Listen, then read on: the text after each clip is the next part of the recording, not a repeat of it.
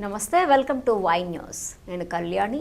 భారత రాజ్యాంగ నిర్మాత, దళిత బహుజనుల ఆశాజ్యోతి, భారతరత్న డాక్టర్ బాబాసాహెబ్ అంబేద్కర్కు ప్రభుత్వ విప్ శ్రీమతి యనమల దివ్య ఘన నివాళి అర్పించారు.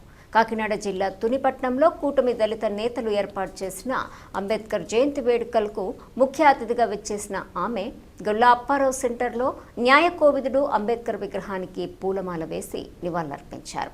అనంతరం కేక్ కట్ చేసి అన్నదాన కార్యక్రమాన్ని ప్రారంభించారు.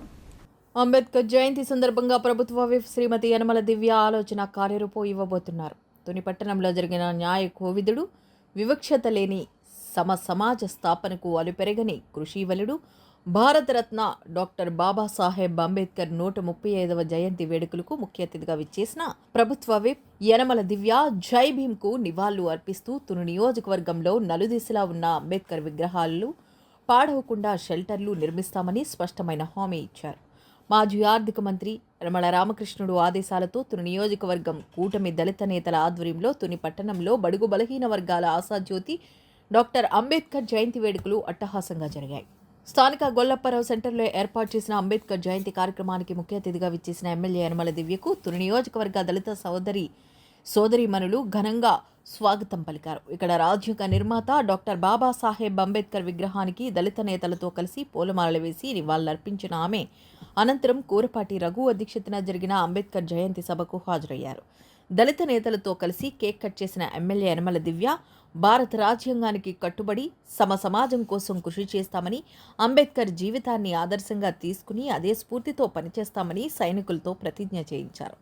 ఈ సందర్భంగా శ్రీమతి యనమల దివ్య మాట్లాడుతూ అట్టడుగు వర్గాల అభ్యున్నతికి నిరంతరం శ్రమించిన మహానీయుడు అంబేద్కర్ అని కొనియాడారు.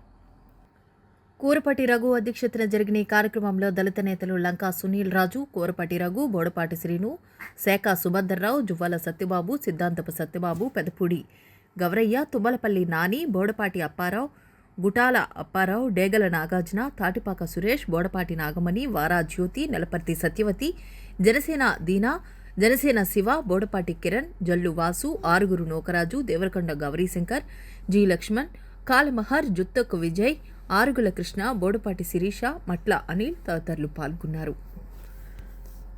అంబేద్కర్ జయంతిని పురస్కరించుకుని యనమల కుటుంబం భారీ అన్న సమరాధన ఏర్పాటు చేశారు. అంబేద్కర్ జయంతి వేడుకలు ముగింపు సందర్భంగా ఏర్పాటు చేసిన అన్న సమరాధనను ప్రారంభించిన ఆమె స్వయంగా భోజనాలు వడ్డించారు. భారీ సంఖ్యలో తరలివచ్చిన ప్రజలు అన్న సమరాధనను స్వీకరించారు.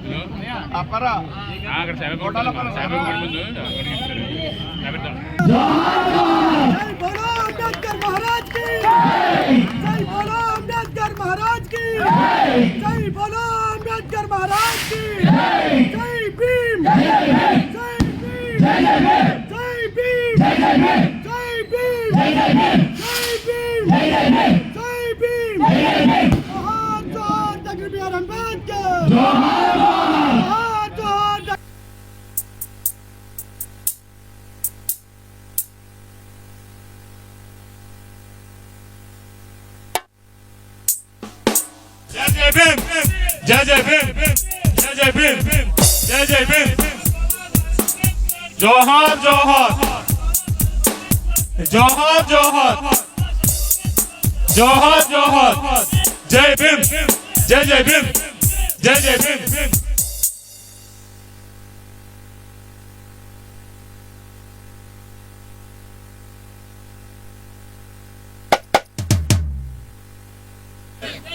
जय जय भीम, जय जय भीम, जय जय भीम, जय जय भीम, जय जय भीम, जय जय भीम, जोहार जोहार, जोहार जोहार, जोहार जोहार, जोहार जोहार, जोहार जोहार।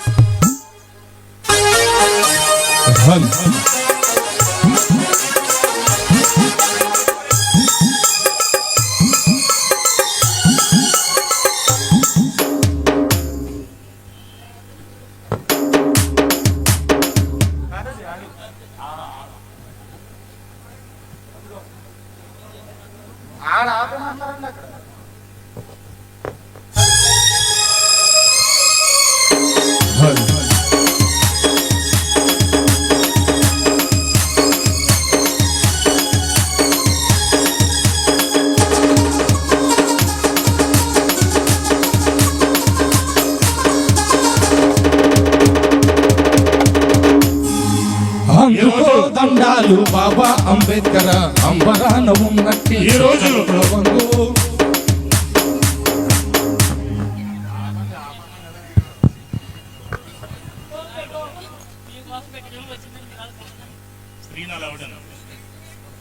రోజు ఈ కార్యక్రమాన్ని అనంతరం కూడా మహా అన్నదాత కార్యక్రమం ఉంది మన గాంధీ సాత్వాలో.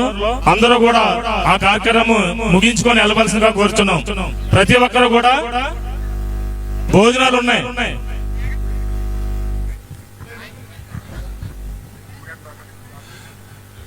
మేడం గారి చేతుల మీద కదా అన్న సమారాధన కార్యక్రమాలు అవుతుంది. అందరూ సహకరించండి. మేడం గారు కూడా రండి ప్లీజ్.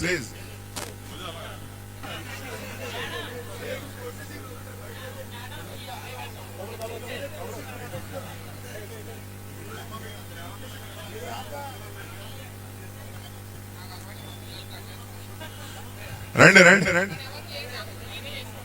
సైడ్ అవ్వండి madam.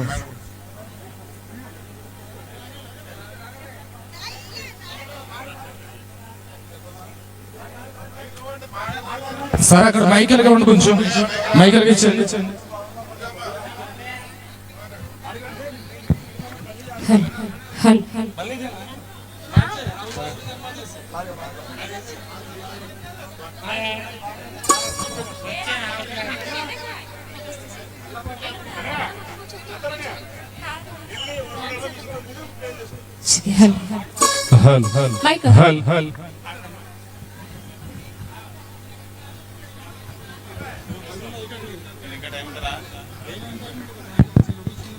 Bharat Ratna doctor BR Ambedkar గారి జయంతి జరుపుకుంటున్నాము. 135వ జయంతి జరుపుకుంటున్నాము. ఆయన రాజ్యాంగ నిర్మాత, మేధావి, అలాగే ఒక దార్శనికుడు. ఇలాగా ఎంత చెప్పుకున్నా చాలదు. నాకు ఒక సోదరి అన్నట్టు ఎంత తక్కువ చెప్పినా చాలా చెప్పాల్సిన చాలా ఉంది ఆయన గురించి. అటువంటి వారికి నిజంగా మన ఇవాళ ఘన నివాళి అర్పించుకోవడం చాలా మన తుని నియోజకవర్గం తరఫున జరిపించుకుంటున్నాం. వారికి ఘన నివాళి అర్పించుకుంటున్నాము. అలాగే వారు పుట్టింది మహారాష్ట్రలో 1891లో మహారాష్ట్రలో రత్నగిరి అనే గ్రామంలో పుట్టి బాంబేలో మన లాయర్గా వృత్తిలో నిరుపేదలకి కూడా ఎంతో నిరుపేదల హక్కుల గురించి కూడా వారు ఎంతగానో పోరాడారు. అలాగే మన బాంబే నుంచి శాసన మండలికి ఎన్నికయి మన దళితుల హక్కుల గురించి పోరాటం కొనసాగించారు వారు.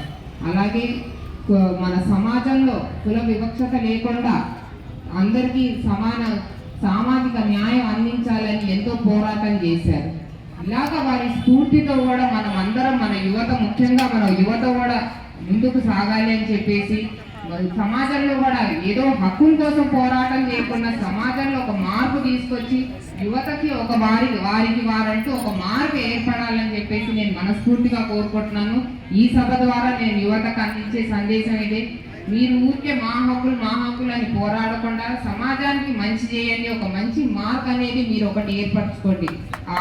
అంబేద్కర్ గారి స్ఫూర్తిని తీసుకోండి. అలాగే తెలుగుదేశం పార్టీ వచ్చేసరికి కూడా తెలుగుదేశం పార్టీ కూడా అంబేద్కర్ గారి స్ఫూర్తితోటే పెట్టిన పార్టీ. సమాజమే దేవాలయం, ప్రజలే దేవుళ్ళు అన్న నినాదంతో ఆనాడు అన్న ఎన్టీఆర్ గారు స్థాపించిన పార్టీ తెలుగుదేశం పార్టీ. అందుకు ఆ అడుగులతోటే మన మహిళల్లో ఆస్తి హక్కులు కానీ కల్పించడం కానీ, దళితులకి న్యాయం చేయడం కానీ ఇవన్నీ చేసింది కూడా ఆనాడు అన్న ఎన్టీఆర్ హయాంలో మన తెలుగుదేశం పార్టీ చేసిన పనులు. ఇవన్నీ కూడా గుర్తుపెట్టుకొని మీరందరూ కూడా అంబేద్కర్ గారి స్ఫూర్తి తీసుకొని ముందుకు సాగాలని మనస్ఫూర్తిగా కోరుకుంటున్నాను. Thank you. జై హింద్. అలాగే మా కూటమిగా మా తెలుగుదేశం కార్యకర్తలందరికీ కూడా ఒక విజ్ఞప్తి. మైటీడీపీ ట్యాబ్ యాప్ అనేది ఒకటి ఉంది. అందులో కూడా మీరందరూ కూడా అది డౌన్లోడ్ చేసుకొని ఆ యాప్ పూర్తిగా వినియోగించుకోవాలని కోరుకుంటున్నాను. ఆ యాప్ మీకు అందరికీ కూడా ఒక బ్రిడ్జ్ లాగా ఏర్పడుతుంది. మాకు ఏమైనా పనులు చెప్పాలన్నా సరే, ఫీడ్బ్యాక్ ఇవ్వాలన్నా సరే ఆ యాప్ అనేది ఒకటి ఉంది. ఆ యాప్ కూడా డౌన్లోడ్ చేసుకొని మీరు అందరూ వినియోగించుకోవాలని మనస్ఫూర్తిగా కోరుకుంటున్నాను. Thank you. ఇందాక సోదరుడు మా అన్నయ్య బోడపట్టి సీనియర్ మాట్లాడుతూ ఏప్రిల్ నెలలో 3 ముఖ్యమైన వ్యక్తుల యొక్క పుట్టినరోజులు అని చెప్పన్నారు. 5వ తారీఖునేమో బాబు జగజ్జీవనరావు గారు, 11 జ్యోతిరావు పూలే గారు, 14 అంబేద్కర్ గారు. మీ అందరి అభిమాన నాయకుడు ఇంకొక ఆయన పుట్టినరోజు ఉంది. మీ అందరికీ తెలుసా?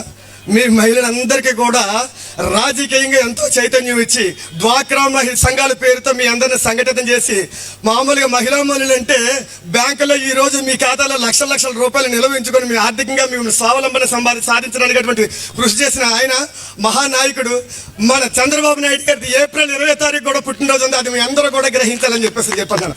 తర్వాత యాదృచ్ఛికమో తెలియదు, దైవ నిర్ణయమో తెలియదు, కానీ మీకు ఒక విషయం చెప్పాలి.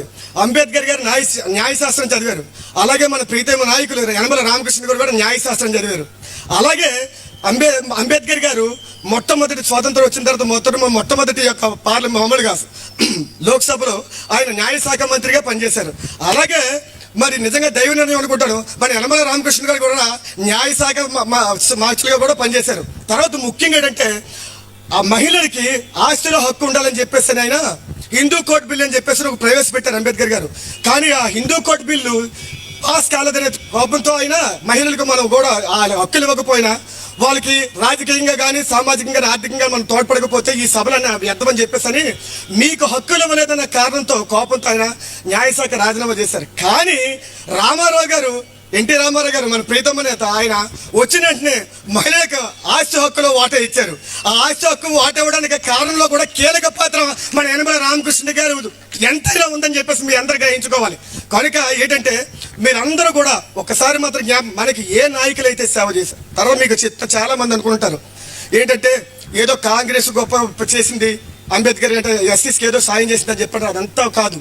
అసలు డాక్టర్ బిఆర్ అంబేద్కర్ గారికి భారతరత్న అని చెప్పేసి మనం గొప్పగా చెప్పుకుంటాం. చూసారండి, ఆ భారతరత్న రావడంలో ఎన్టీ రామారావు గారి కృషి, చంద్రబాబు గారి కృషి, మరి యనమల రామకృష్ణ గారి కృషి ఎంతైనా ఉందని చెప్పేసి మీకు తెలియజేస్తున్నాను. ఎందుకంటే అంబేద్కర్ గారు ఇంత గొప్ప మహానుభావుడు అయితే ఆయనకన్నా ముందు భారతరత్న ఇందిరాగాంధీ గారు తీసుకున్నారు, నెహ్రూ గారు తీసుకున్నారు. అంతెందుకు మన పక్కనున్న తమిళనాడులోని ఎంజి రామచంద్ర సినిమా నటుడు ముఖ్యమంత్రి, ఆయన కూడా అందరూ కూడా బ్రతికుండగా తీసుకున్నారు. కానీ మన అంబేద్కర్ గారికి మాత్రం భారతరత్న చనిపోయిన తర్వాత 1990లో వచ్చింది. ఆ 90లో ఎవరు ఇచ్చారంటే అప్పుడు కాంగ్రెస్ ప్రభుత్వం కూలిపోయింది. అప్పుడు యునైటెడ్ ఫ్రంట్ కింద మొత్తం మన తెలుగుదేశం పార్టీ, మిగిలిన స్థానిక మొత్తం ప్రాంతీయ పార్టీలు అందరూ కలిపి ఒక కూటమిగా ఏర్పడ్డారు.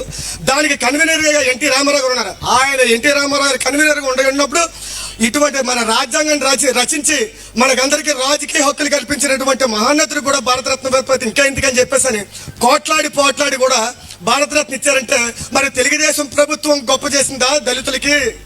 మన ఆయన ఖ్యాతిని పెంపించిన తెలుగుదేశం ప్రభుత్వం, మరి ఇంకేమైనా ప్రభుత్వం. అంతేకాకుండా ఈ పార్లమెంట్ వ్యవస్థ కానీ, ఈ శాసన వ్యవస్థలు కానీ ఈ రోజు ఇంత పగడ్బందీగా నడుస్తున్నాయి కాబట్టి ఆయన చిత్రపటం పార్లమెంట్ సెంట్రల్ హాల్లో లేకపోతే ఎలాగని చెప్పేసి అంబేద్కర్ గారి చిత్రపటాన్ని కూడా పార్లమెంట్ సెంట్రల్ హాల్లో విపి సింగ్ గారి అధ్యక్షతన ఎన్టీ రామారావు అందరూ కూడా ఆవిష్కరించారంటే దళితుల అభివృద్ధికి కానీ వాళ్ళ హక్కులు కానీ కాపాడడం కోసం తెలుగుదేశం పార్టీ ఎంత కట్టుబడి ఉందో మీ అందరూ గ్రహించాలి. కాబట్టి మీ అందరూ గ్రహించడమే కాకుండా ప్రతి ఒక్కరు కూడా, ప్రతి దళితుడు బడుగు బలహీన వర్గాలు అందరూ కూడా తెలుగుదేశం పార్టీతో ఐక్యతతో విజయానికి కృషి చేసి మన రాష్ట్రాన్ని అందరూ ప్రగతి పదంలో ముందుకు నడిపించడానికి ప్రతి వంతు కూడా మీ అందరూ కృషి చేయాలని చెప్పేసి సభముఖంగా తెలియజేసుకుంటూ ఎక్కువ మాట్లాడడానికి క్షమించాలి దయచేసి అందరికీ కూడా కొత్త